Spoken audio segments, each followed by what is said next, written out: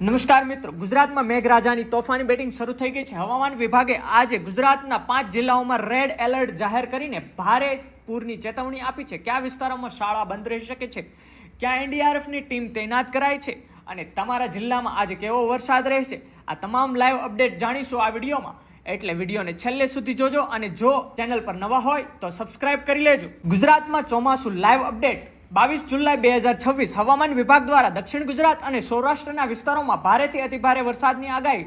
સુરત અને વલસાડ સહિતના જિલ્લાઓમાં એનડીઆરએફની ટીમ એલર્ટ પર. વલસાડ, નવસારી, સુરત, ડાંગ અને તાપી આ જિલ્લાઓમાં ભારેથી અતિભારે વરસાદની આકાંક્ષા કરવામાં આવી છે અને રેડ એલર્ટ જાહેર કરવામાં આવ્યું છે. અરવલ્લી, મહીસાગર, પંચમહાલ, દાહોદ, છોટાઉદેપુર, નર્મદા, ભરૂચ, ભાવનગર અને અમરેલી જિલ્લાઓમાં ઓરેન્જ એલર્ટ જાહેર કરવામાં આવ્યું છે. અમદાવાદ, ગાંધીનગર અને ઉત્તર પ્રદેશ હળવાથી મધ્યમ વરસાદની આગાહી કરવામાં આવી છે અને યલો એલર્ટ જાહેર કરવામાં આવ્યું છે. ખાસ ચેતવણી, માછીમારોને દરિયો ન ખેડવા સૂચના આપવામાં આવી છે. આગામી 27 જુલાઈ સુધી ગુજરાતમાં ભારે વરસાદી માહોલ વરસશે. વરસાદની પડની સચોટ માહિતી અને અમારી ચેનલને સબસ્ક્રાઇબ કરો અને વિડીયોને લાઇક શેર કરવાનું ભૂલતા નહીં. Thank you.